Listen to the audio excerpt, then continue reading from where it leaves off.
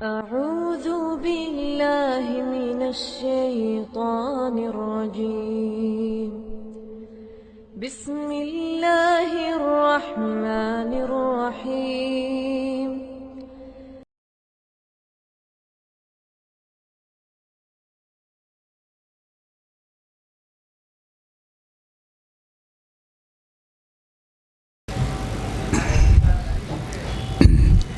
بسم الله الرحمن الرحيم.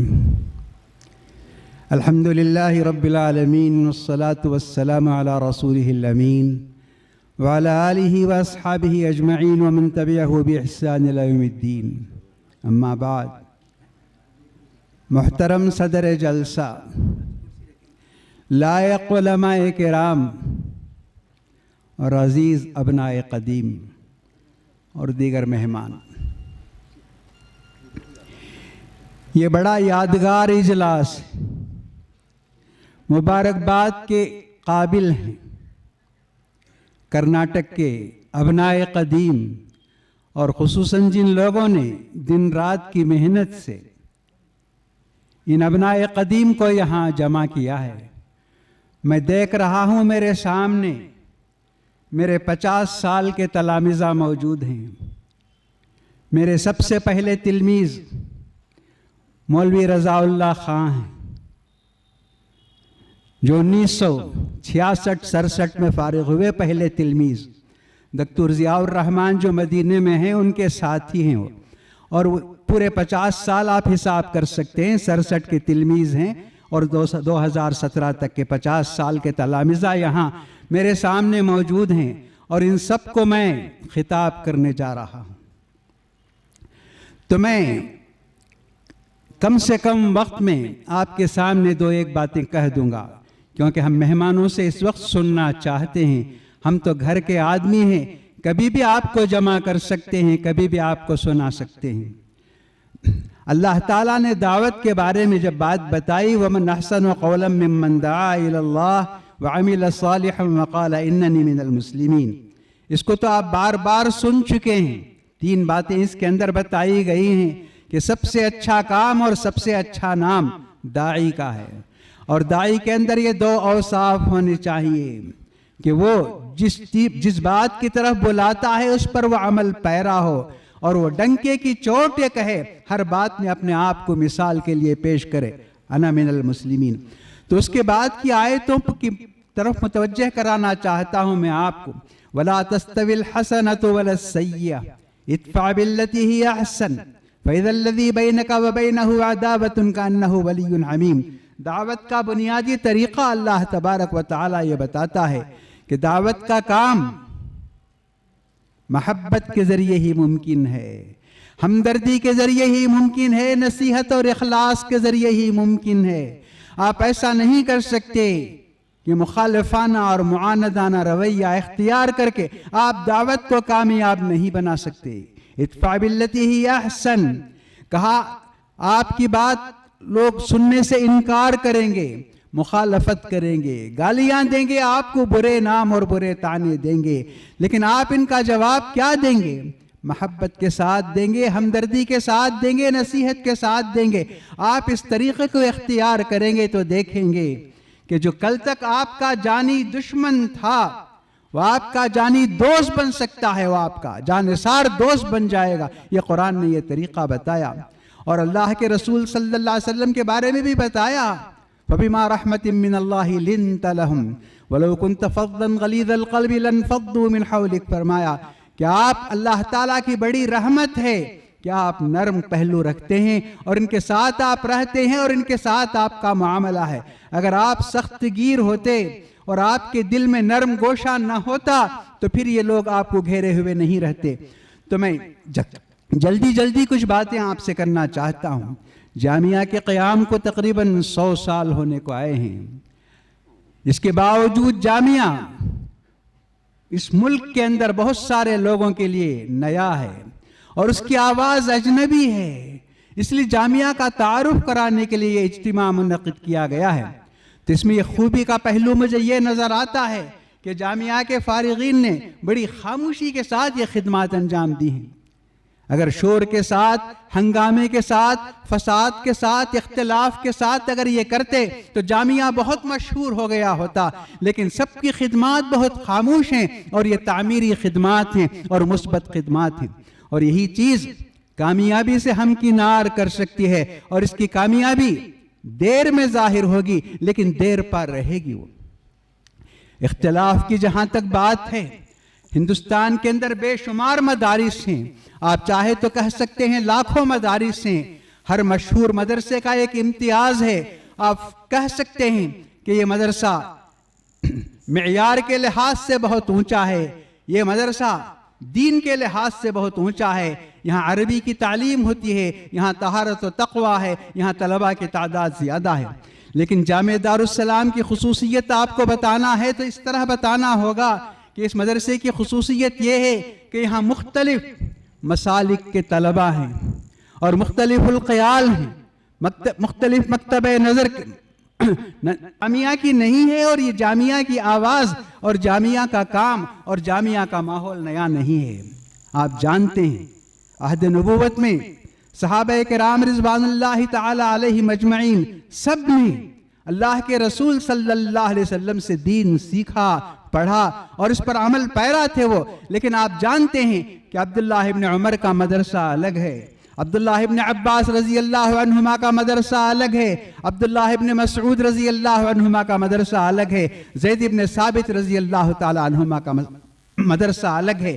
ان سب کی تعلیمات تھیں، جو اختلافات آپ دیکھتے ہیں، مختلف مسائل کے اندر جو اختلافات دیکھتے ہیں، اللہ کے رسول صلی اللہ علیہ وسلم کے انہی صحابہ کی وجہ سے مکے کے لوگ، مکے میں عبداللہ ابن عباس مکے کے استاذ تھے، مرجع تھے، مدینے میں عبداللہ ابن عمر رضی اللہ تعالی عنہما مرجع تھے، اور کوفے میں عبداللہ ابن مسعود رضی اللہ تعالی عنہما مرجع تھے، اور زید ابن ثابت رضی اللہ تعالی عنہ اور دوسرے صحابہ تھے جن کو علماء صحابہ کہا جاتا ہے۔ ان سب کے مسائل میں، بہت سارے مسائل میں ان کے درمیان اختلاف تھا، حالانکہ سب نے اللہ کے رسول صلی اللہ علیہ وسلم سے ہی قرآن سیکھا تھا، اور سارے دنیا کو یہ بتا دینا چاہتے ہیں کہ اسی پر سب کا عمل ہوگا اور کوئی کسی کے درمیان اختلاف نہیں ہوگا۔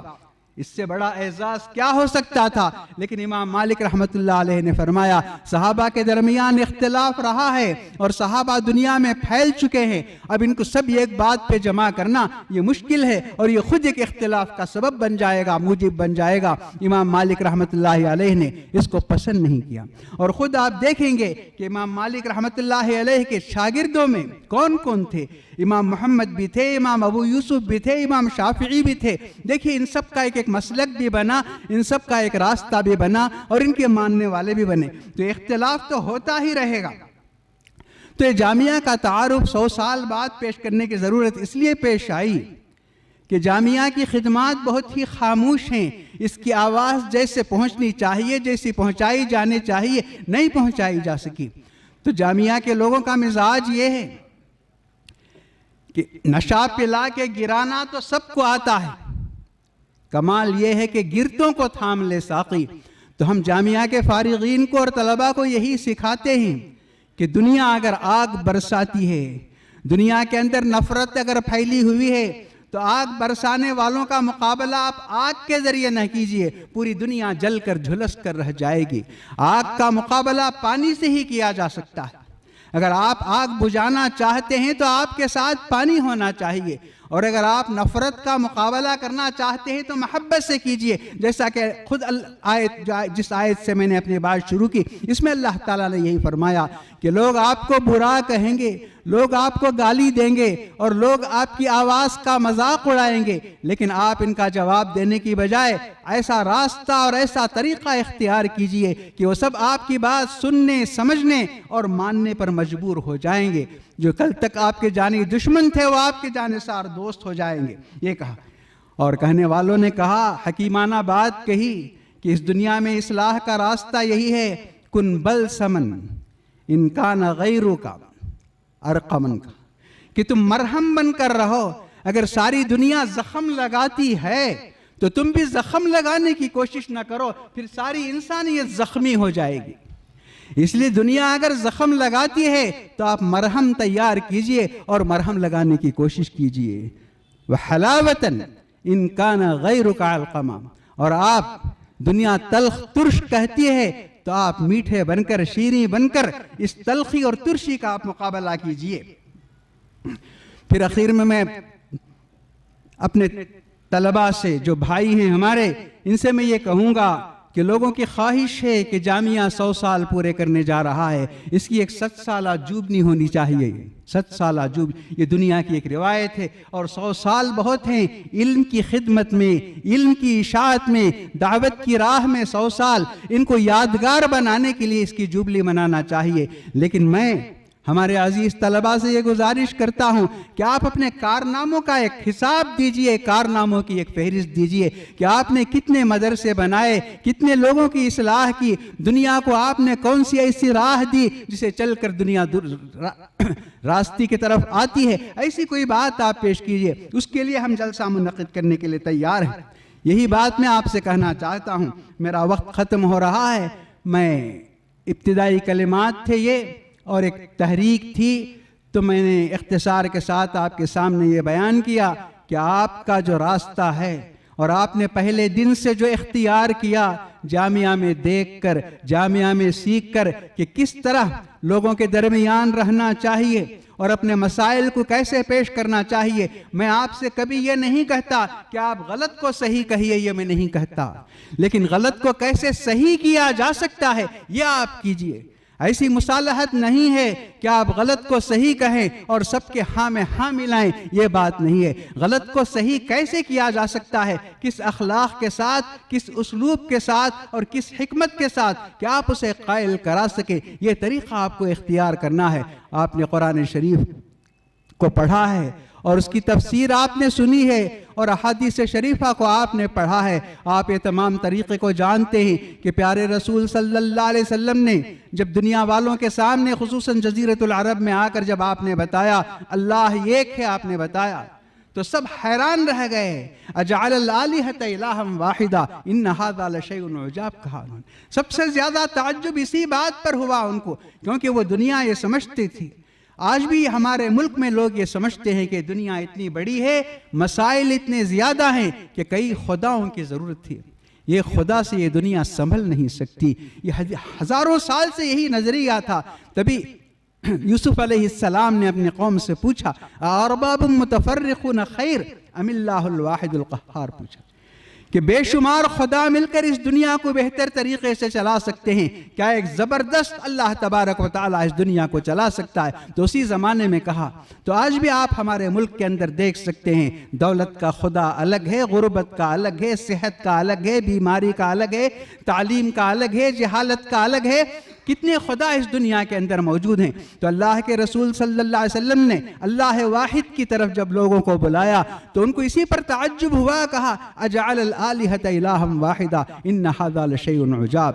ہر طریقے سے آپ کا مذاق اڑایا گیا، آپ کی نبوت کا مذاق اڑایا گیا، اور قیامت کے بارے میں انہوں نے کہا کہ ناممکن ہے کہ مرنے کے بعد زندہ کیا جائے، لیکن آپ تھکے نہیں، مایوس نہیں ہوئے، آپ اس کام میں لگے رہے، یہاں تک کہ 23 سال کے بعد آپ کامیاب ہوئے۔ اور اللہ تعالیٰ نے جو بتایا تھا هو الذی ارسل رسولہ بالہدی ودین الحق لیظہرہ علی الدین کلہ ولو کرہ الکافرون، مشرکون، یہ سب چیزیں آپ پڑھ چکے ہیں۔ تو یہی طریقہ ہے کام کرنے کا کہ آپ خاموشی کے ساتھ اس دنیا میں کام کیجئے۔ ایسا نہیں کہ آپ فتوے صادر کر کے دوسروں کو غلط بتائیں، دوسروں سے دوری اور دوسروں سے نفرت کا معاملہ آپ کریں اور آپ ایسی صورت کو اختیار کریں، یہ کامیابی کی راہ نہیں ہے۔ کامیابی کی راہ کیا ہے؟ صبر، ثابت قدمی، حوصلہ اور امید۔ وَكَأَيٍّ مِّن نَبِيٍّ قَاتَلَ مَعَهُ رِبِّيُّونَ كَثِيرٌ فَمَا وَهَنُوا لِمَا أَصَابَهُمْ فِي سَبِيلِ اللَّهِ وَمَا ضَعُفُوا وَمَا اسْتَكَانُوا وَاللَّهُ يُحِبُّ الصَّابِرِينَ۔ یہی راستہ ہے آپ کے سامنے انبیاء کرام کا اور بزرگان دین کا کہ انہوں نے کس حکمت کے ساتھ اور کس صبر اور تحمل کے ساتھ دنیا میں حق کو غالب کیا اور باطل کو اس طرح انہوں نے مقابلہ کیا کہ باطل پر عمل کرنے والے خود باطل سے متنفر ہوئے اور ان کی باطل کی حقیقت ان پر ظاہر ہوئی اور اس سے وہ دور ہو گئے۔ یہی راستہ جامعہ کا ہے. جامعہ نے یہی پہلے دن سے سکھانا شروع کیا. ابتدا میں اگرچہ جامعہ کی آواز اجنبی تھی، لیکن جامعہ کی آواز میں آواز ملانے والے ملک کے اندر بھی اور ملک سے باہر بھی بے شمار ادارے اور مدارس ہیں. اور آپ ثابت قدمی کے ساتھ ان الذین قالوا ربنا اللہ ثم استقاموا، آپ ثابت قدمی کے ساتھ رہیے. اگر دنیا مخالفت بھی کرتی ہے تو اللہ تعالیٰ نے فرمایا کہ ایسے لوگوں کی تائید کے لیے اللہ تعالیٰ آسمانوں سے فرشتوں کو بھیجتا ہے. میں آپ سب کا شکریہ ادا کرتا ہوں، اور جن لوگوں نے اتنا عظیم یادگار اجتماع منعقد کیا ان کی کوششوں کو سراہتا ہوں. اللہ تعالی ہمارے اعمال میں اخلاص نصیب فرمائے اور ہمارے کاموں میں برکت نصیب فرمائے. شکریہ. والسلام علیکم ورحمۃ اللہ وبرکاتہ.